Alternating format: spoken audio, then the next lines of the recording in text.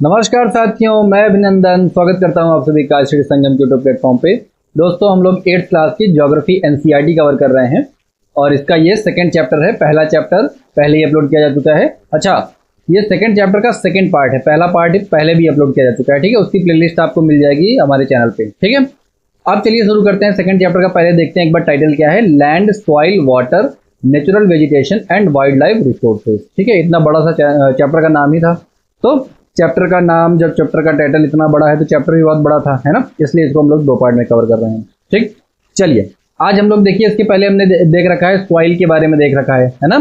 फिर उसके बाद हमने क्या देखा था, लैंड के बारे में देख रखा था, है ना। ये सारी चीजें हमने कवर कर रखी है इस चैप्टर में। अब हम लोग शुरू करते हैं वाटर के बारे में। यहाँ से वाटर, तो ये हम लोग क्या कवर कर रहे हैं कि नेचुरल वेजिटेशन या नेचुरल जो रिसोर्सेज हैं उसके बारे में हम लोग देख रहे हैं, ठीक है। तो पहले हमने क्या देखा था कि लैंड एक बहुत इंपॉर्टेंट नेचुरल रिसोर्स है ना। लैंड इंपॉर्टेंट नेचुरल रिसोर्स है। फिर उसके बाद हमने लैंड से रिलेटेड क्या था, सॉइल के बारे में देख रखा था, है ना। तो सॉइल भी एक नेचुरल रिसोर्स है। अब उसके बाद बात आती है वाटर के बारे में, है ना। वाटर भी बहुत प्रीशियस नेचुरल रिसोर्स है ना। तो इसको भी कंजर्व करना, इसको सेव करना भी बहुत जरूरी है। तो इसके बारे में इस वीडियो में हम लोग डिस्कस करेंगे, ठीक है। देखिए वाटर क्या है, वाटर से शुरुआत करते हैं। Water is a vital renewable natural resource. तो वाटर क्या है, रीन्यूएबल नेचुरल रिसोर्स है ना। रिन्यू होता रहता है, बार बार अपना फॉर्म चेंज करता रहता है ना। उसके बारे में अभी हम देखेंगे, ठीक है। 3/4, देखिए यहाँ पे क्या बात बताई है। 3/4 of the earth surface is covered with water. हमको पता है कि हमारी जो अर्थ है उसका 3/4 पार्ट, जो हमारी ये इतनी बड़ी सी अर्थ है, रुकना, अर्थ हमारी किस शेप में है पहले बताना। तो अर्थ हमारी जियोइड शेप में है, आपको पता होना चाहिए, है ना। तो अर्थ का 3/4 पार्ट, मतलब अगर हम लोग अर्थ को ऐसे 20 से डिवाइड किया जाए, है ना, ऐसे डिवाइड कर दिया, अगर 4th पार्ट में डिवाइड कर दिया, तो ये वाला पार्ट क्या है, वाटर है। ये वाला पार्ट भी वाटर है और ये वाला पार्ट भी वाटर है। तो जो ये रिमेनिंग पार्ट है इसको क्या बोलेंगे, इसको हम लोग फ्रैक्शन में पढ़ रखे होंगे आप, इसको बोलेंगे 1/4 पार्ट हमारा क्या है, लैंड है ना। और ये तीनों मिलाकर के क्या हो गया, 3/4 पार्ट, 3/4 पार्ट क्या हो गया हमारा, वाटर हो गया, ठीक है। वाटर हो गया, ठीक। इतनी बात आप जानते हो और यहाँ पे भी बताई गई है। अब आगे देखते हैं। इट इज देयरफॉर क्या हो गया, appropriately called the water planet. इसीलिए अपने अर्थ को हम लोग क्या बोलते हैं, वाटर प्लेनेट भी बोलते हैं। It was in the primitive ocean that life began almost 3.5 billion years ago. और ये वाटर ही है, ओशन ही है, जहाँ पे लाइफ की शुरुआत हुई अपने अर्थ पे। अर्थ पे जब लाइफ की शुरुआत हुई तो कितने टाइम पहले वो शुरुआत हुई, लगभग 3.5 बिलियन ईयर्स एगो। इतना पुराने टाइम पे लाइफ का बिगिनिंग हुआ, लाइफ की शुरुआत हुई। और कहाँ पे शुरुआत हुई, ओशन वाटर में शुरुआत हुई, ठीक है। इवन टुडे, आज भी हम लोग क्या देखते हैं, the ocean covers 2/3 of the earth surface. तो ओशन जो है हमारे पूरे अर्थ का 2/3 पार्ट कवर करती है। पूरा हमारा जो अर्थ है उसका 2/3 पार्ट ओशन ही कवर करते हैं। मतलब इस अर्थ को अगर 3 पार्ट में डिवाइड किया जाए तो ये पार्ट और ये पार्ट पूरा ओशन है, और जो ये वाला रिमेनिंग पार्ट है 1/3 पार्ट, इस पे क्या है, लैंड है ना। यहाँ पे लैंड है। और ये 2/3 पार्ट क्या है, 2/3 पार्ट पे हमारा पूरा ओशन है, ओशन, ठीक है। इसके पहले हमने वाटर की बात की थी। पूरे वाटर कितना है हमारा, 1/4 पार्ट हमारा लैंड है, ठीक है। और 3/4 पार्ट हमारा क्या है, वाटर है। लेकिन ओशन कितना है, ओशन हमारे पूरे अर्थ को अगर 3 पार्ट में डिवाइड किया जाए तो उसका 2/3 पार्ट हमारा ओशन है और 1/3 पार्ट हमारा लैंड सरफेस है, ठीक है। आई थिंक ये वाली बात आपको समझ में आ गई। दो अलग अलग बातें बताई गई हैं यहाँ पे, ठीक है। क्लियर हुआ। चलिए, the ocean cover 2/3 of the earth surface and support a rich variety of plant and animal life. तो प्लांट और एनिमल लाइफ को सपोर्ट करता है। सबको पानी की जरूरत पड़ती है ना। बहुत सारी मछलियां समुद्र के बीच में रहती है, वेल, डॉल्फिन और बहुत सारी तरीके की मछलियों के नाम आप जानते होंगे, है ना। ऑक्टोपस रहता है। ये सब चीजों को सपोर्ट कौन करता है, वाटर करता है ना। The ocean water is however क्या है, लेकिन यहाँ पे एक दिक्कत की बात है, क्या है कि ओशन वाटर जो है वो सैलाइन होता है। सैलाइन का मतलब उसमें नमक मिला होता है ना, सॉल्ट मिला होता है, या NaCl मिला होता है ना। NaCl नमक में मिला, वाटर में, ओशन वाटर में मिला होता है। इसलिए उसमें क्या होता है, and not fit for human consumption. तो हमारे कंज्यूम करने के लिए वो क्या है, फिट नहीं है, उसको हम लोग नहीं कंज्यूम करेंगे, है ना। क्योंकि ओशन वाटर सैलेंटली ज्यादा होती है, उसमें नमक मिला हुआ होता है, उसको हम लोग डायरेक्ट कंज्यूम नहीं कर सकते हैं, है ना। तो वो हमारे लिए हार्मफुल होगा, ठीक है। इतनी बात आपको समझ में आ रही है। चलिए आगे देखते हैं। तो इसलिए क्या होता है, fresh water accounts for only 7%। अब देखो जो पूरा ओशन था, पूरा जो अर्थ पे, पूरे अर्थ पे कितना वाटर था हमको पता चल गया, 3/4 पार्ट, 3/4 पार्ट क्या था, वाटर था। इस वाटर में भी जो पूरा पार्ट था इसका सिर्फ 2.7% ही वाटर क्या है, वो फ्रेश वाटर है। फ्रेश वाटर मतलब ऐसा वाटर जिसको ह्यूमन हम लोग कंज्यूम में ला सकते हैं, हम लोग उसको डायरेक्ट पी सकते हैं। लेकिन यहाँ भी देखना अभी 2.7% ही नहीं है पूरा, नियरली 70% ऑफ दिस। अब ये जो 2.7% है ना, इसका 70% क्या बोल रहा है, nearly 70% of this occurs as ice sheets and glaciers in Antarctica, Greenland and mountain regions, है ना। तो जो ग्रीनलैंड है, अंटार्कटिका है ना, वहां पे आइस शीट के रूप में है, मतलब बर्फ के फॉर्म में है। अब ये मुझे बताओ, अगर आपको प्यास लगी है तो आप अंटार्कटिका चले जाओगे पानी लेने, है ना, ग्लास लेकर के नहीं जा सकते क्योंकि वो बर्फ के फॉर्म में है, आइस के फॉर्म में है ना। तो यहाँ पे देखो लिख भी देखा है, due to their location they are inaccessible. तो इनकी लोकेशन की वजह से वो क्या है, इनएसेसिबल है। अब जो रिमेनिंग 1% पानी बचा पूरे अर्थ पे, 1% जो पानी बचा of fresh water is available and fit for human use. तो पूरे इतना सारा पानी तो है अर्थ पे, हमने ये देखा कि बहुत सारा पानी है। और अपने अर्थ को हम लोग क्या बोलते हैं, ब्लू प्लेनेट भी बोलते हैं या वाटर प्लेनेट भी बोलते हैं, है ना। लेकिन इतना पानी होने के बावजूद भी बहुत कम हमारे लिए यूज के लिए है, जिसको हम फ्रेश फॉर्म में यूज कर सकते हैं, जिसको हम फ्रेश वाटर बोलते हैं, ठीक है। It is found as ground water, जिसको आप ग्राउंड वाटर के रूप में बोलते हो। आपने अपने गांव में देखा होगा, वेल देखा होगा, है ना, नलके देखे होंगे, नल जो लगा रहता है ना, या मोटर टुल्लू का नाम तो समरसेबल लगा के रखे होंगे, है ना। तो वो क्या है, ग्राउंड वाटर के फॉर्म में आप पानी निकालते हो। एज सरफेस वाटर, है ना, सरफेस वाटर मतलब जो नदियों में पानी बहता रहता है उसको, rivers and lake as water vapour, जो हमारा वेपर होता है उसमें भी तो वाटर होता है ना। तो उन सब को मिला करके ये 1% बचता है। तो अगर ये बात मुझे फिर से बताओ, इस जो 1% है, अगर आपको प्यास लगती है तो क्या आप वेपर से पानी ले सकते हो, क्या नहीं ले सकते हो। तो मेनली आप कहाँ से पानी लेते हो, ग्राउंड वाटर। सोचो कितना कम ग्राउंड वाटर है, उसको सेव करना किसकी जिम्मेदारी है, हमारी और आपकी जिम्मेदारी है, ठीक है। चलिए आगे देखते हैं, इतना क्लियर हुआ ना।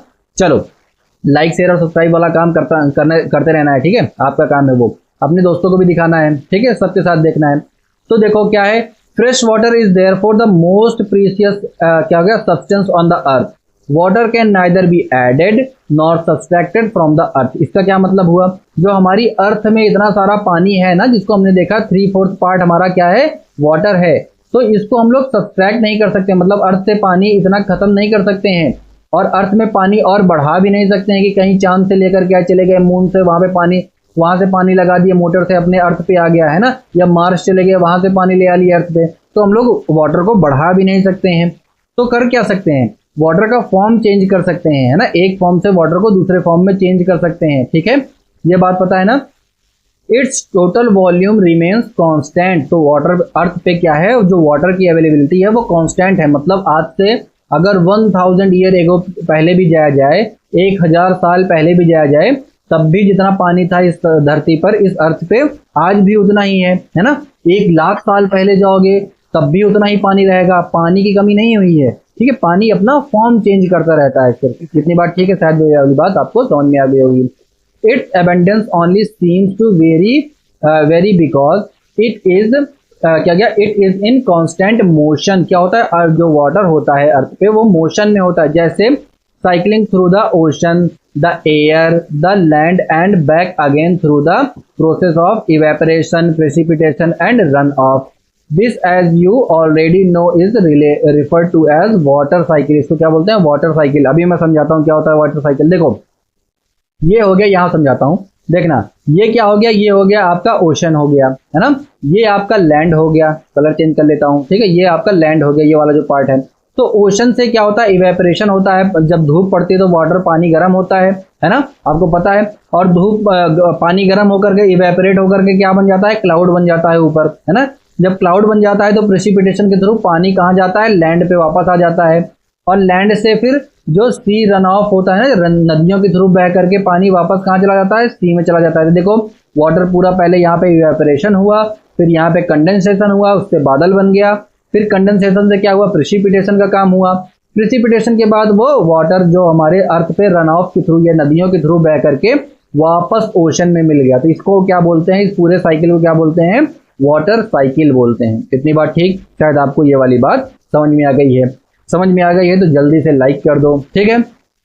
अब देखते हैं, human use huge amount of water not only for drinking and washing but also in the process of production. देखो ह्यूमंस किस लिए यूज करते हैं वाटर का, सिर्फ ऐसा नहीं है कि हम लोग बहुत सारा पानी भी डालते हैं, है ना, सारा पानी पीने के लिए नहीं करते हैं। तो not only for drinking and washing, ऐसा नहीं कि धुलाई करने के लिए या अदर काम के लिए भी यूज करते हैं, बट प्रोडक्शन के लिए भी। किसी चीज को अगर प्रोडक्शन करते हैं, जैसे हम लोग क्या करते हैं, एग्रीकल्चर का काम करते हैं ना, वाटर फॉर एग्रीकल्चर। अगर आप एग्रीकल्चर का काम कर रहे हो तब भी तो आप वाटर को यूज करते हो ना भाई, अपने खेत को आप पानी दोगे, इरिगेशन का काम करोगे।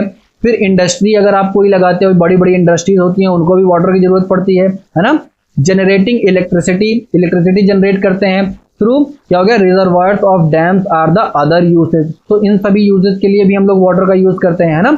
इंक्रीजिंग पॉपुलेशन, इसके बाद क्या लिखा गया है, increasing population, rising demands for food and cash crops, increasing urbanisation and rising standards of living are the major factors leading to shortage in the supply of fresh water either due to drying up of water sources और water pollution. देखो जैसे जैसे population increase होती जाएगी, अगर मान लो आपके घर में 10 लोग रहने वाले हैं और कल को आपके घर की पॉपुलेशन, आपके घर में मेंबर्स बढ़ गए, वो हो गए 20 हो गए, है ना, तो आपके घर का कंजम्पशन, वाटर कंजम्पशन भी तो बढ़ जाएगा, है ना। समझ में आई वाली बात। तो पॉपुलेशन जब बढ़ती है किसी कंट्री की या किसी पूरे वर्ल्ड की, तो क्या करती है, वाटर पे बहुत ज्यादा लोड पड़ता है, वाटर कंजम्पशन भी बढ़ जाता है।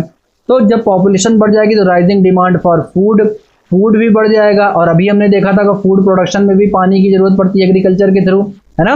एंड कैश क्रॉप के भी, कैश क्रॉप क्या होती है, जैसे शुगर केन हो गया, ये सब क्या हो गई, कैश क्रॉप हो गई। तो उसको भी ग्रो करने के लिए आपको किसकी जरूरत पड़ेगी, वाटर की जरूरत पड़ेगी। इतनी बात ठीक है ना। इंक्रीजिंग अर्बनाइजेशन, अगर आप अर्बनाइजेशन मतलब शहरीकरण जो होता जाता है ना, गांव होगा तो गांव में पानी की जरूरत कम पड़ती है, लेकिन जैसे जैसे अगर आप अर्बनाइज होते जाओगे, शहरीकरण होता जाएगा, शहर बनते जाएंगे बड़े बड़े। And rising standard of living, और लिविंग स्टैंडर्ड अगर आपका बढ़ता जाएगा तो आपको पानी की ज्यादा जरूरत पड़ जाएगी। जैसे मान लेते हैं अगर आप छोटे से गांव में रह रहे हो, ठीक है, आपके पास कार नहीं है, है ना, कार आपके पास नहीं है, तो कार धुलने की जरूरत भी नहीं पड़ रही है गांव में, तो वाटर की कंजम्पशन आपके पास क्या है, कम है। लेकिन अगर आपका लिविंग स्टैंडर्ड बढ़ गया, आपने कार खरीद ली, है ना, तो आप कार को धुलाओगे भी तो उसके लिए देखो वाटर की जरूरत पड़ने लगी, है ना। आपका लिविंग स्टैंडर्ड और बढ़ गया, आपके पास 3 कार आ गई, ठीक है, 3 कार आपने ले लिया, तो देखो वाटर का कंजम्पशन और ज्यादा बढ़ जाएगा। तो जैसे जैसे लिविंग स्टैंडर्ड बढ़ता जाता है उससे क्या होता है, वाटर का कंजम्पशन बढ़ता जाता है। आर द मेजर फैक्टर्स, तो ये सब क्या है, मेजर फैक्टर्स हैं, जो कि factors leading to shortage in the supply of fresh water. तो इसकी वजह से क्या होता है, फ्रेश वाटर के सप्लाई में शॉर्टेज आता जाता है ना। देखो either due to drying of water sources और वाटर पोल्यूशन, और ये क्या करता है, वाटर सोर्सेज का ड्राई हो जाना होता है या वाटर पोल्यूट होते जाते हैं, ठीक है। वाटर पोल्यूशन को भी अभी हम लोग डिस्कस करेंगे, ठीक। इतनी बात शायद आपको क्लियर हो गई होगी। तो जल्दी से लाइक कर दो, शेयर कर दो, सब्सक्राइब कर दो, जल्दी ये वाला काम करते रहा करो, मुझे बार बार कहने की जरूरत ना पड़े, ठीक है। चलो देखते हैं आगे क्या है, प्रॉब्लम्स ऑफ वाटर अवेलेबिलिटी। तो वाटर की अवेलेबिलिटी के साथ क्या प्रॉब्लम्स है उसको हम लोग यहाँ पे डिस्कस करते हैं, ठीक है। There is scarcity of water in many regions of the world. तो पूरी दुनिया में बहुत सारे ऐसे इलाके हैं जहाँ पे वाटर की स्कार्सिटी है, वाटर की कमी है। जैसे क्या क्या कौन कौन से इलाके हैं, मोस्ट ऑफ अफ्रीका का इलाका आपने देखा होगा, नॉर्दर्न अफ्रीका में अगर आप देखोगे तो डेजर्ट इलाका है, ठीक है, पूरा डेजर्ट इलाका है नॉर्दर्न अफ्रीका का, मैप में देखना। और वेस्ट एशिया का जो इलाका है वहां भी बहुत सारा क्या है, सूखा है ना। साउथ एशिया, ठीक है, part of western USA, north west Mexico, part of south America and entire Australia. Australia में बहुत सारा सूखा होता है, पूरा ऑस्ट्रेलिया खाली है। देखो ऑस्ट्रेलिया अगर आपने देखा होगा ऐसे टाइप का है ना, तो पूरा, तो ऑस्ट्रेलिया में जो मैक्सिमम पॉपुलेशन है वो इस तरफ रहती है, पूरा ऑस्ट्रेलिया खाली, यहाँ रहने वाला ही कोई नहीं है क्योंकि बहुत ज्यादा सूखा है ना। तो Australia are facing shortage in fresh water supply. तो इन सब कॉन्टिनेंट पे क्या है, फ्रेश वाटर की सप्लाई बहुत कम है, ठीक है। Countries located in climatic zones most क्या हो गया, susceptible to drought face great problems of water scarcity. तो ये जो कंट्रीज हैं जो कहाँ पे ले रही हैं, लोकेटेड इन क्लाइमेटिक जोन्स, वहां पे क्या हो गया, वाटर की कमी होती जाती है, वाटर स्कार्सिटी बहुत ज्यादा बड़ी प्रॉब्लम है, ठीक है। दस वाटर शॉर्टेज में be a consequence of variation in seasonal और एनुअल प्रेसिपिटेशन, सीजनल भी वेरी करता रहता है। किसी सीजन में आप देखो कि बारिश खूब हो जाती है ना, तो वाटर की अवेलेबिलिटी बहुत ज़्यादा हो जाती है, और किसी सीजन में सूखा पड़ने लगता है। गर्मियों की बात ले लेते हैं, जैसे एग्जांपल लेते हैं, अभी क्या हुआ, दिल्ली का एग्जांपल लेते हैं। अगर आपने न्यूज़ देखी होगी तो क्या हुआ, जब गर्मियाँ आती हैं तो दिल्ली में क्या हो गया, बहुत सारा वाटर का शॉर्टेज आ जाता है, मतलब लोगों के पास पानी पीने के लिए नहीं रहता है।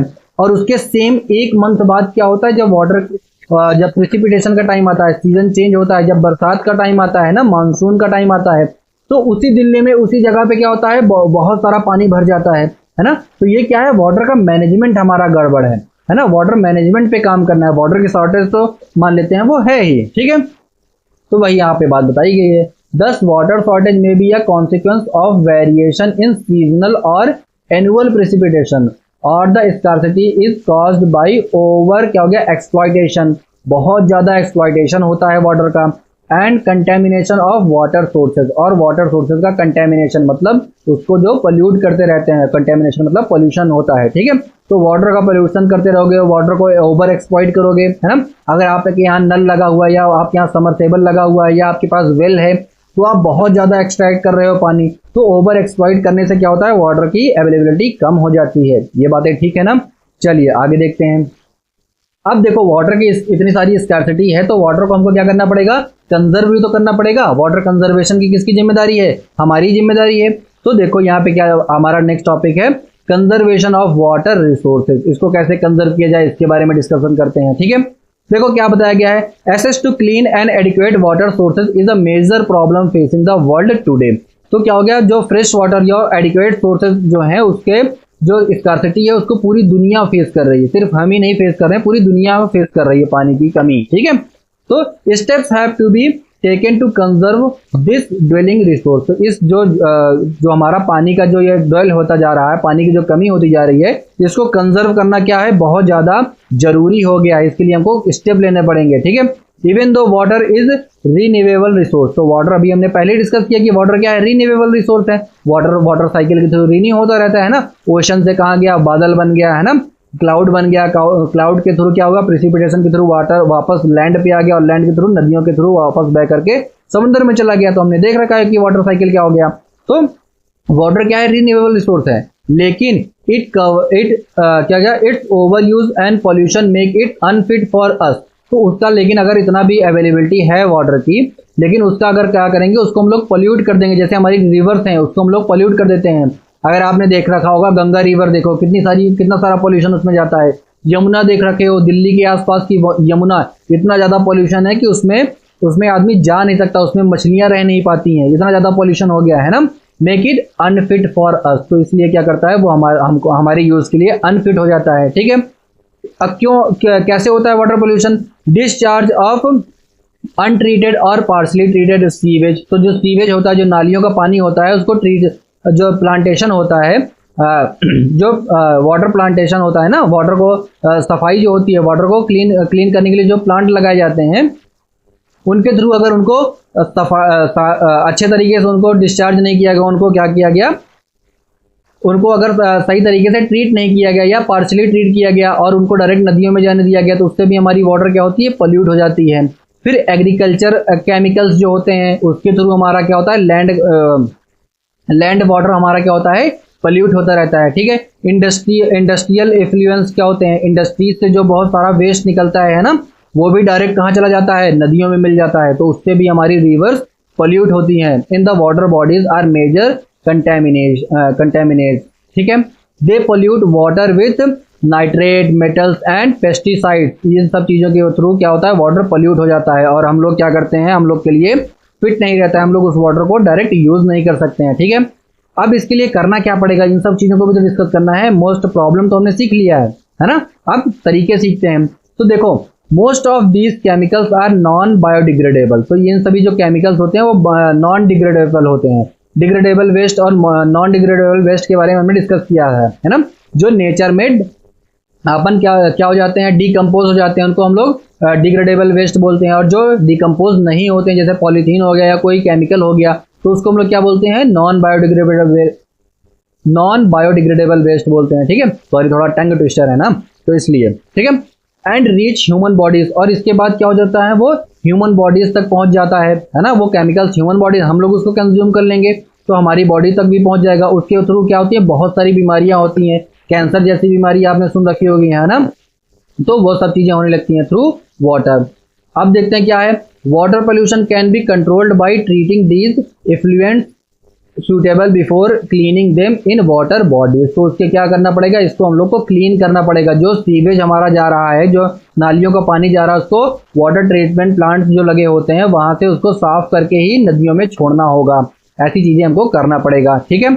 अब देखो, forest and other vegetation cover slow the surface run off and replenish underground water. तो जो फॉरेस्ट होते हैं और जो अदर वेजिटेशन, जो हमारे खेत खलियान होते हैं, वो क्या करते हैं, जो सरफेस रन ऑफ होते हैं, जो नदियों का पानी होता है, उसको क्या करते हैं, स्लो डाउन करते हैं, है ना। वो भी कुछ एब्जॉर्ब कर लेंगे, या वो जो ग्राउंड वाटर रिचार्ज होता है, ग्राउंड वाटर में जो पानी जाएगा, जो हमारी अर्थ होता है, वहाँ पे ग्राउंड वाटर जो अंदर पानी होता है ना, अर्थ के नीचे जो पानी होता है, उसको रिचार्ज करने में भी हेल्पफुल होते हैं। उनकी जड़ें होती हैं ना, पेड़ों की जड़ें वो बहुत नीचे तक गई रहती हैं, तो वो उसके थ्रू पानी कहाँ चला जाता है, अर्थ के नीचे चला जाता है, अर्थ में नीचे चला जाता है। उससे क्या हो जाता है, ग्राउंड वाटर रिचार्ज हो जाता है ना। तो हमको क्या करना है, फॉरेस्ट कवर बढ़ाना पड़ेगा, फिर अदर वेजिटेशन भी बढ़ाना पड़ेगा, slow down the surface run off and replenish underground water. ये बात समझ में आई। Water harvesting is another method. तो वाटर को हार्वेस्ट भी करना पड़ेगा, है ना, to save surface run off. तो वाटर को, जो पानी बह जाता है ना, पानी अगर आपके यहाँ बारिश हुई और पूरा पानी बह गया तो वाटर हार्वेस्टिंग हमको करनी पड़ेगी, है ना। जैसे वाटर हार्वेस्टिंग क्या करते हैं लोग, अपना घर होता है, घर के नीचे क्या बना लेते हैं, एक बड़ा सा टैंक बना लेते हैं। तो बारिश का पानी आपके छत पे पड़ा और वो छत से नीचे जाकर के उस वाटर में, उस टैंक में भर गया, और इसके थ्रू भी हमारा क्या होता है, ग्राउंड वाटर रिचार्ज होता रहता है, ठीक है। तो ये सब मेथड हमको अपनाना पड़ेगा। कैनाल्स बनानी पड़ेंगी। Canals use for irrigating field should be properly line to minimise losses by water seepage. तो कैनाल्स बनानी पड़ती है, जो बड़ी बड़ी नहरें बनाई जाती हैं ना, तो वो क्या होती हैं, जैसे वो उन इलाकों में जाती है जहाँ पे पानी की कमी हुई रहती है ना। तो इसके थ्रू भी हमको वहाँ पे सीपेज ना हो, उसको भी मैनेज करना पड़ेगा। फिर उसके बाद अदर मेथड क्या है, जैसे स्प्रिंकल। जैसे ये दीदी यहाँ पे जो ये ग्राफिक लगा हुआ है, जिसमें देखो ये दीदी स्प्रिंकल का यूज कर रही है ना। तो अगर आपको सिंचाई करनी है तो किसका यूज करना है, स्प्रिंकल्स। जो बड़े बड़े खेत होते हैं उसमें आपने देखा होगा ऐसे एक पाइप जैसा निकला होता है और वो स्प्रिंकल करता रहता है पानी को चारों तरफ, आपने देख रखा होगा, है ना। तो स्प्रिंकल्स के थ्रू हमको क्या करना पड़ेगा, इरिगेशन करना पड़ेगा, जो कि वो बहुत कम पानी में बहुत बड़े लैंड एरिया को इरिगेट कर देता है। इतनी बात ठीक है ना। Sprinkles effectively irrigate the area by क्या होगा, checking water losses through seepage and evaporation के थ्रू क्या करना पड़ेगा, पानी का यूज कम कर देता है, ठीक है। इन ड्राइड रीजन्स, जो सूखे इलाके हैं, with high rates of evaporation, drip और ट्रिकल इरिगेशन। तो ड्रिप इरिगेशन क्या होता है, बहुत लंबी लंबी पाइप होती है, उसमें ऐसे छोटा सा होल कर दिया जाता है, ऐसे छोटा सा होल कर दिया जाता है, उसके थ्रू क्या होता है, ड्रिप मतलब बूंद बूंद पानी गिरता रहता है, ठीक है। तो उसके थ्रू भी क्या होता है, ड्रिप इरिगेशन के थ्रू भी बहुत कम पानी में आप बहुत ज्यादा वेजिटेशन कर सकते हो, ठीक है। Irrigate is very useful. The valuable water resource can therefore be conserved by adopting these means of irrigation. तो इन इरिगेशन के मेथड को हमको अपनाना पड़ेगा। कौन कौन से इरिगेशन के मेथड्स हो गए, जैसे स्प्रिंकलिंग हो गया, ड्रिप इरिगेशन हो गया, इन सब मेथड्स को हमको अडॉप्ट करना पड़ेगा अपने इरिगेशन प्रोसेस में। इतनी बात ठीक है ना। अब देखो natural vegetation and wild life की बात करते हैं। यहाँ से नेचुरल वेजिटेशन और वाइल्ड लाइफ क्या होता है। देखो अभी तक हमने क्या क्या पढ़ा, हमने सबसे पहले वाले पार्ट में क्या पढ़ा था, लैंड के बारे में पढ़ रखा था, है ना, लैंड के बारे में देख रखा था। फिर उसके बाद हमने क्या देखा, सॉइल के बारे में देख रखा है ना, सॉइल के बारे में देख रखा है। फिर अभी हमने क्या देख लिया, वाटर के बारे में देख लिया, वाटर की सारी चीजें डिस्कस कर ली, ठीक है। तो वाटर भी हमने डिस्कस कर लिया। अब हम लोग किस पे आ रहे हैं, नेचुरल वेजिटेशन और वाइल्ड लाइफ के बारे में डिस्कस करेंगे, ठीक है। ये सब भी तो बहुत इंपॉर्टेंट है हमारे लिए, है ना। पूरी अर्थ पे क्या है, सारी चीजें इंटर रिलेटेड हैं, एक दूसरे से कनेक्टेड हैं, ठीक है। तो इन सब चीजों पे भी डिस्कस करना जरूरी है। देखिए एनसीईआरटी फिर से आपको क्या कर रही है, एक स्टोरी के थ्रू कुछ समझाना चाह रही है।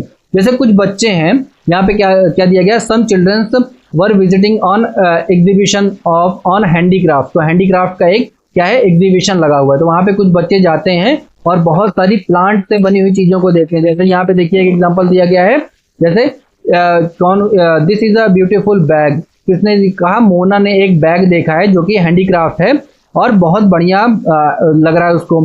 तो उसकी टीचर ने कहा it is handmade from jute, तो वो किससे बना था? जूट से बना हुआ बैग था।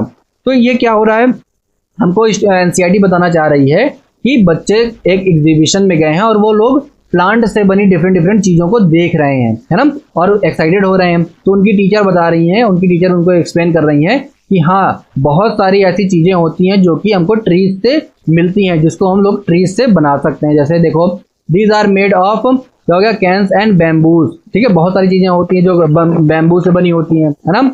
इन eastern and north eastern humid regions of India bamboo grow in plenty. तो आप जानते हो कि जो हमारा नॉर्थ ईस्टर्न स्टेट है ना, north eastern state, Assam, Meghalaya वाला स्टेट जो हो गया, वहाँ पे बहुत सारी चीज़ें बैम्बू से बनाई जाती है और बैम्बू वहाँ पे बहुत बढ़िया मात्रा में भी ग्रो किया जाता है ना।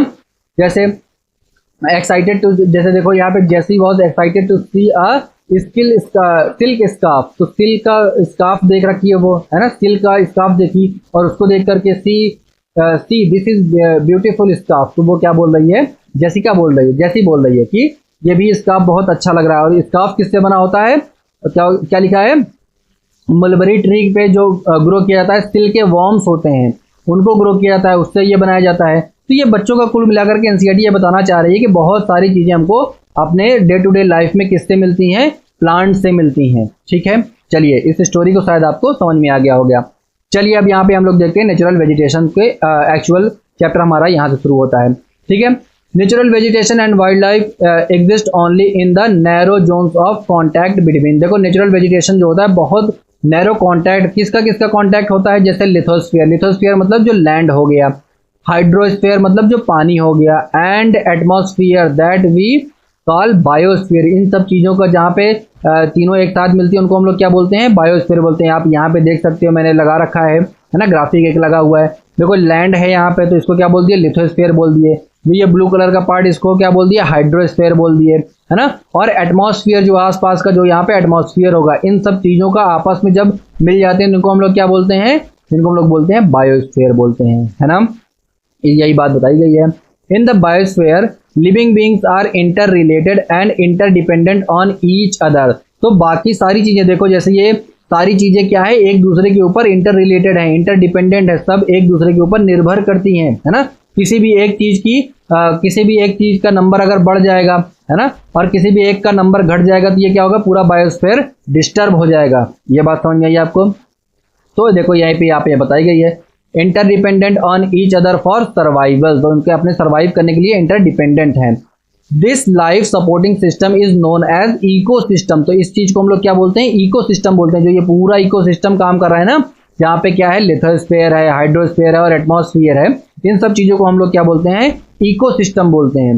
Vegetation and wildlife are valuable resources. ठीक है, प्लांट्स प्रोवाइड क्या, देखो अब यहाँ पे कुछ एग्जाम्पल आपको बताया गया है। जैसे प्लांट हमको क्या प्रोवाइड करते हैं, plant provide us with timber, है ना, लकड़ी हमको देते हैं।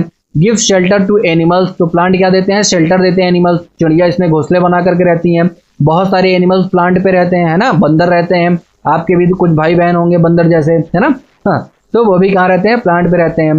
प्रोड्यूस ऑक्सीजन प्रोड्यूस करते हैं, है ना, वी ब्रीथ, जिसको हम लोग ब्रीथ करते हैं। ठीक है, प्रोटेक्ट करते हैं, सॉइल को प्रोटेक्ट करते हैं, सॉइल इरोजन बचाते हैं, हमने पहले डिस्कस कर रखा है। ठीक है, soil to so essential for growing crops, act as shelter belts, help in shortage of underground water. अभी हमने देखा कि अंडरग्राउंड वाटर को रिचार्ज करने में हेल्पफुल करते हैं।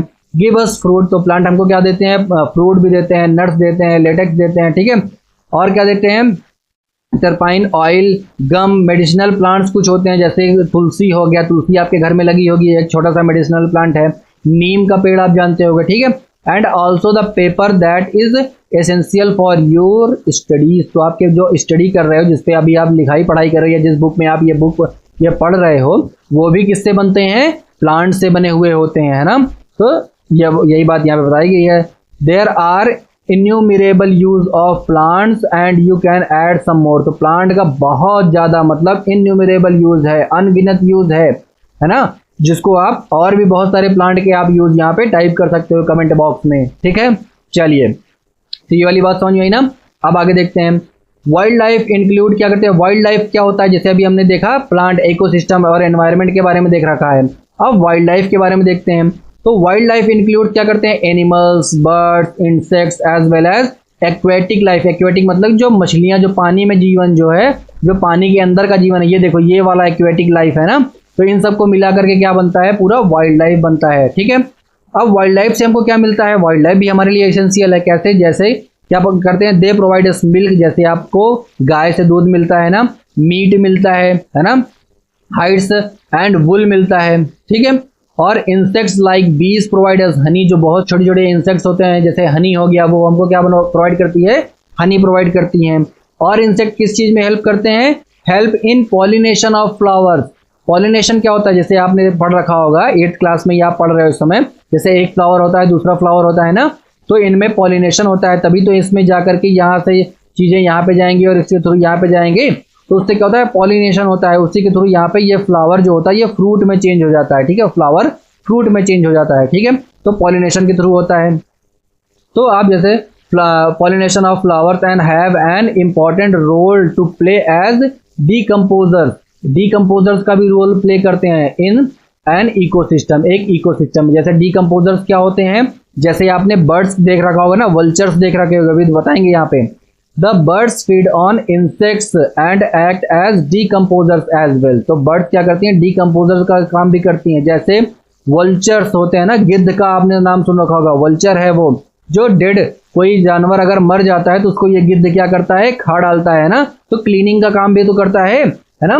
तो ये पूरा हमारा इकोसिस्टम है। Due to its ability to feed on dead livestock is a क्या हो गया, scavenger and considered a vital cleaner for the of the environment. ठीक है, सो एनिमल्स बिग और स्मॉल, तो इससे आपको क्या पता चला, जो भी एनिमल्स हैं, चाहे वो बड़े हों या छोटे हों, ठीक है, ऑल आर क्या हो गया, integral to maintaining balance in the ecosystem. ये सब बहुत जरूरी हैं पूरे इकोसिस्टम में बैलेंस बना करके रखने के लिए। आई होप आपको ये वाली बात समझ में आ गई होगी। और अगर आपको अच्छा लग रहा है तो जल्दी से लाइक कर दो, शेयर कर दो, सब्सक्राइब कर दो, अपने सारे दोस्तों के पास शेयर कर दो ये वाला वीडियो। ठीक है, सब लोग देखो, साथ में देखो। ठीक है, चलिए अब देखते हैं distribution of natural vegetation.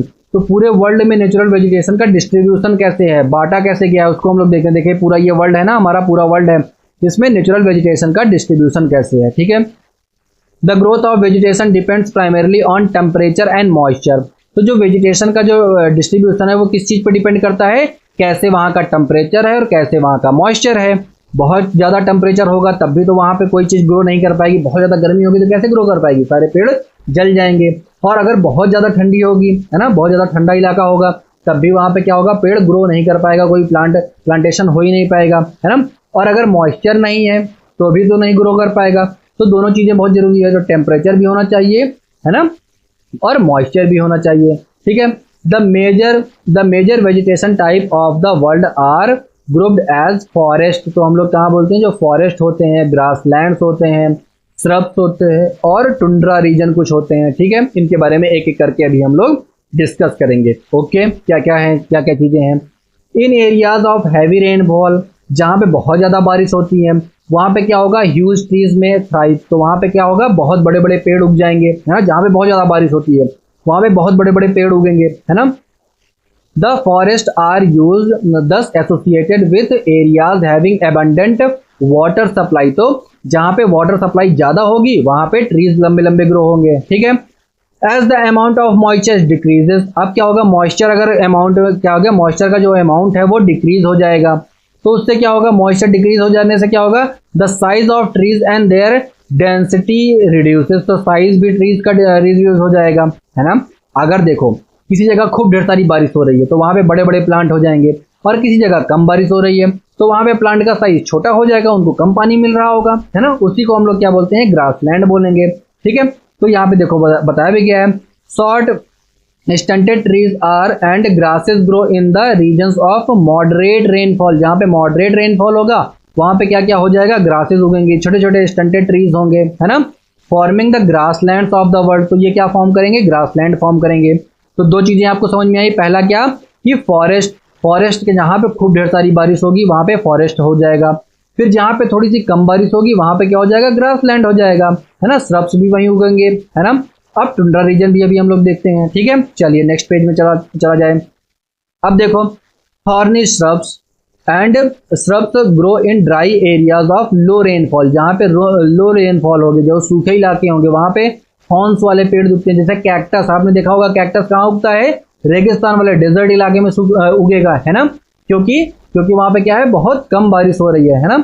In such areas plants have deep roots, और जहाँ पे बहुत कम बारिश होगी वहाँ पे प्लांट की रूट्स क्या होंगी, बहुत डीप, बहुत नीचे तक गई होंगी, है ना, क्योंकि उनको पानी तो चाहिए। तो जैसे ऑक्टोपस बोल रहा हूँ, कैक्टस, ठीक है, जैसे कैक्टस होता है, तो कैक्टस क्या होता है, कैक्टस का पेड़ की जो जड़ें होती है, जो रूट्स होती है, वो बहुत नीचे तक गई होती है ना। Roots and leaves have thorn and wax surface reduce loss of moisture, तो उनकी जो देखो पत्तियां भी होती हैं बहुत छोटी छोटी होती हैं, है ना, तो देखो, और उनपे क्या होते हैं, थॉर्न लगे होते हैं, थॉर्न मतलब कांटे निकले होते हैं, तो वो क्या करते हैं, वाटर का जो लॉस होता है ट्रांसपायरेशन के थ्रू, जो वाटर का लॉस होता है उसको प्रिजर्व करते हैं, उसको कम करते हैं, उसको रिड्यूस कर देते हैं। जैसे आपने ट्रांसपायरेशन का नाम आप जानते होंगे, जैसे ट्रांसपायरेशन क्या होता है, जो पेड़ होता है, जैसे ये पेड़ लगा हुआ है ना, तो पेड़ क्या करता है, ट्रांसपायर करता है, ट्रांसपिरेशन का काम करता है। जैसे वाटर को एब्जॉर्ब किया इसने, है ना, वाटर को एब्जॉर्ब किया, ऊपर गया, ऊपर से ये पानी को अपने स्टोमेटा के थ्रू बाहर भी निकालता रहता है। पानी की पेड़ की पत्तियों में स्टोमेटा एक होता है ना, जहाँ से वो कार्बन डाइऑक्साइड को लेता है, ऑक्सीजन छोड़ता रहता है, वहां से वो पानी को भी इवेपोरेट करता रहता है, उसी को हम लोग क्या बोलते हैं, ट्रांसपायरेशन बोलते हैं, है ना। ये वाली बात शायद आपको समझ में आ गई होगी। देखो टुंड्रा वेजिटेशन ऑफ क्या हो गया, कोल्ड पोलर रीजन। तो टुंड्रा वेजिटेशन क्या देखते हैं, जो बहुत ठंडे इलाके हैं वहां पे क्या होंगे, मॉसेस होंगे, लीचेस होंगी वहां पे, है ना। जैसे आपने क्या देख रखा होगा, अगर आपने देखा होगा ग्रीनलैंड का इलाका, अगर आप मैप में देखे होगे, जहाँ पे ये नॉर्थ अमेरिका है ना, ये अमेरिका वाला इलाका हो गया, है ना, ये देखो ऐसे अमेरिका है, यहाँ पे ये अमेरिका है, और ये वाला क्या है, कनाडा है, ये क्या है, कनाडा। यहाँ पे है ग्रीनलैंड, अगर आप मैप में देखोगे, ठीक है, ऐसे टाइप का, थोड़ा सा ट्रायंगल टाइप का है, ठीक है। तो यहाँ पे ग्रीनलैंड में क्या है, बहुत ज्यादा ठंड है, पूरा एकदम बर्फ से जमा हुआ है, ठीक है। तो कंप्राइज ऑफ मॉइस्चर्स और लीचेस वहां पे मिलती हैं, ठीक है। Today there are many more people in the world than there were 2 centuries back. तो आज के टाइम पे अपने अर्थ पे क्या है, बहुत सारे लोग रह रहे हैं, जितना 200 साल पहले 200 साल पहले लोगों की संख्या कम थी, पॉपुलेशन कम थी हमारा, ठीक है। To feed the growing numbers large areas of forest have been clear to grow crops. इसलिए क्या करना पड़ेगा, देखो आज से 200 साल पहले क्या था, 200 ईयर्स एगो क्या था, बहुत कम पॉपुलेशन थी, तो कम पॉपुलेशन को फीड करने के लिए हमारे पास पर्याप्त फील्ड थी जहाँ पे हम लोग ग्रो कर लिया करते थे। लेकिन जब पॉपुलेशन बढ़ गई है तो क्या करते हैं हम लोग, कि फॉरेस्ट कवर जो होता है, जंगलों की कटाई करते हैं, और वहां पे क्या करेंगे, अपना हम लोग खेती का काम करेंगे, है ना, एग्रीकल्चर का काम करेंगे। तो फॉरेस्ट कवर हमारा क्या हो रहा है, कम होता जा रहा है इसकी वजह से, ठीक है। तो देखो यहाँ पे लिखा भी गया है, to feed the growing number large areas of forest have been clear to grow crop, ठीक है। Forest cover all over the world is vanishing rapidly, there is an urgent need to conserve this, क्या हो गया, valuable resource. तो इस valuable resource को conserve करने की बहुत ज्यादा जरूरत है हमें, ये बात आपको शायद समझ में आ गई है, ठीक है। चलिए आगे चलते हैं। तो कंजर्व करने की जरूरत है ना, तो कंजर्व करने के देखते हैं मेथड क्या क्या है। तो conservation of natural vegetation and wild life के बारे में डिस्कस कर लिया जाए सर, ठीक है। देखो फॉरेस्ट आर आवर वेल्थ, तो फॉरेस्ट क्या है, हमारे वेल्थ है, हमारा धन है, हमारा पैसा है ना, हमको पता ही है। तो plants give shelter to the animals and together they maintain the ecosystem. तो प्लांट क्या करते हैं, पहली बात तो एनिमल्स को शेल्टर देते हैं, उनको रहवास देते हैं, उनको घर देते हैं, प्लस इकोसिस्टम को मेंटेन रखते हैं, है ना।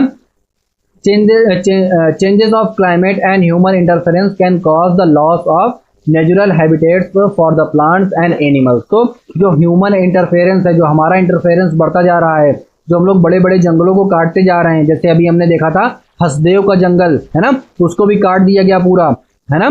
तो उसकी वजह से क्या हो रहा है, पूरा जो नेचुरल जो हमारा पूरा इकोसिस्टम है उसको हम लोग क्या करते जा रहे हैं, गड़बड़ करते जा रहे हैं, ठीक है।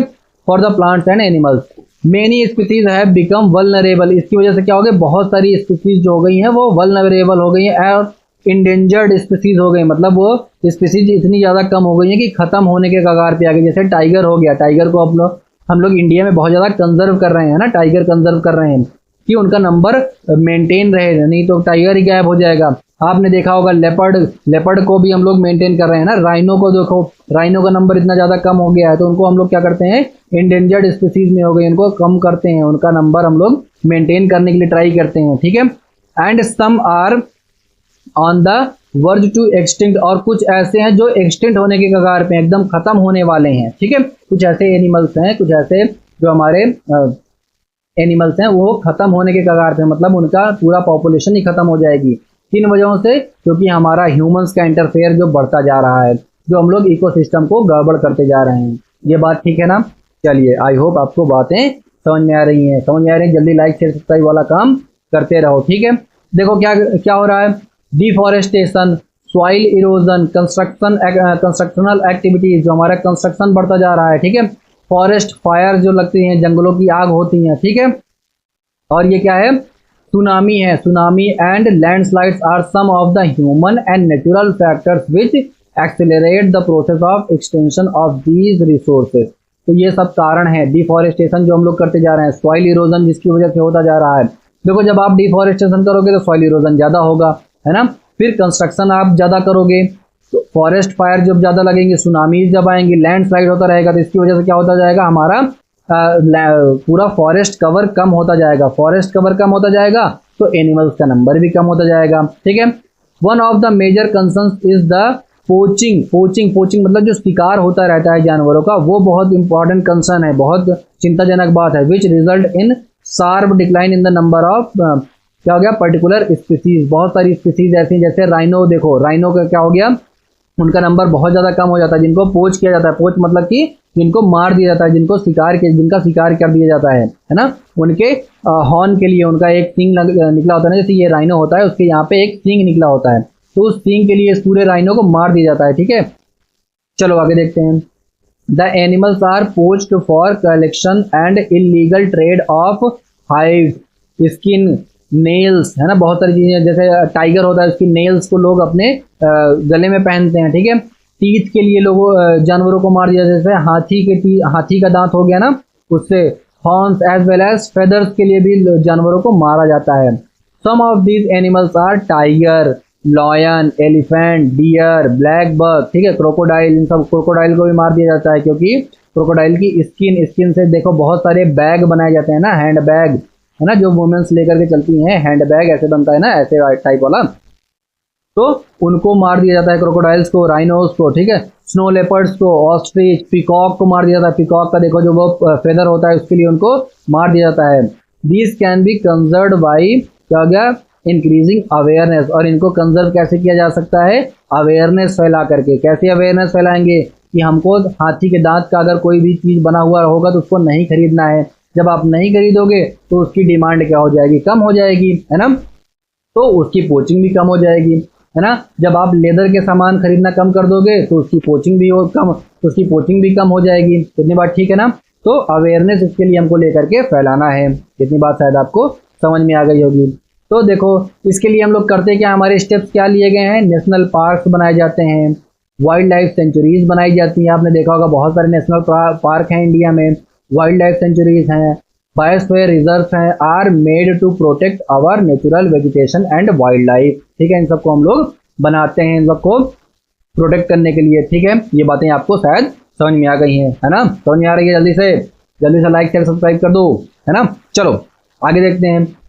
Conservation of creeks, lakes and wetlands is necessary to save the precious resources from depletion. तो इन प्रीशियस रिसोर्सेज को डिप्लीट होने से रोकना भी चाहिए हमको। तो उसके लिए हमको क्या करना पड़ेगा, कंजर्व करना पड़ेगा। क्रीक्स को, लेक्स को, वेटलैंड्स को कंजर्व करना पड़ेगा, ठीक है।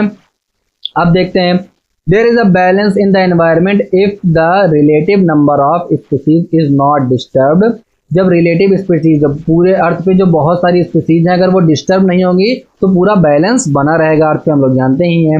Human activities in several part of the world have disturb the natural habitat. जो ह्यूमन एक्टिविटीज है पूरी दुनिया भर में, है ना, उनकी वजह से क्या हो गया, उनका जो पॉपुलेशन बढ़ती जाती है, जो ह्यूमन एक्टिविटीज, जो ह्यूमंस जाते हैं जंगलों में रहने लगते हैं, है ना, जंगलों की कटाई करने लगते हैं, तो वहां पे नेचुरल हैबिटेट को हम लोग डिस्टर्ब कर देते हैं, ऑफ मेनी स्पीसीज को भी खत्म कर देते हैं। ड्यू टू क्या हो गया, indiscriminate killing, several birds and animals have क्या हो गया, आइदर बिकम एक्सटिंक्ट और rare on the verge of extinction, और ये क्या है, खत्म होने के कगार पे हैं। जो ह्यूमंस की एक्टिविटीज हैं, हमारी एक्टिविटीज हैं, तो हमको उनको सेव करना पड़ेगा। ठीक है, आई होप आपको बातें समझ में आ रही हैं और मजा भी आ रहा है। ठीक है, अवेयरनेस प्रोग्राम चलाने पड़ेंगे। इसके लिए हमको क्या करना पड़ेगा, लोगों को अवेयर करना पड़ेगा, जैसे सोशल फॉरेस्ट्री करना पड़ेगा। ठीक है, वन महोत्सव सेलिब्रेट करते हैं हम लोग, उसको सेलिब्रेट करना पड़ेगा, लोगों को जंगलों के बारे में बताना पड़ेगा। Should be encouraged at the regional and community level, तो रीजनल और कम्युनिटी लेवल पर स्कूल चिल्ड्रन, जो आप बच्चे हो, उनको भी should be encourage to bird watch, visit nature camp, so that they appreciate the habitat of varied species. ठीक है, आप इनको भी अप्रिशिएट कर पाओ। ठीक है, मेनी कंट्रीज, जैसे बहुत सारी कंट्रीज क्या है, have passed laws against the trade as well as killing of birds and animals. तो बहुत सारी कंट्रीज क्या कर रखी हैं कि बहुत सारे जो बर्ड्स हैं उनको किल करने के ऊपर ये क्या है, क्राइम है वहां पे। अगर आप किसी बर्ड को या किसी जानवर को किल करोगे तो आपके ऊपर केस चलेगा। जैसे जानते ही हो किनके ऊपर केस चल रहा है, जो हमारे फेमस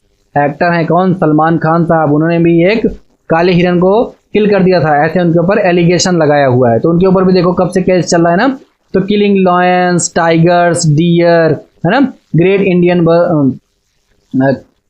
ठीक है, इन सब चीजों को अगर आप किल कर दोगे तो पिकॉक्स को इलीगल, तो ये सब चीजें क्या है, इलीगल हैं। इन सब चीजों को आपको किल नहीं करना है। ठीक है, एंड इंटरनेशनल कन्वेंशन भी क्या है, CITES करके है, has been established that list several species of animals and birds in which trade is prohibited, जिनका ट्रेड करना प्रोहिबिट किया गया है पूरे वर्ल्ड लेवल पर पे।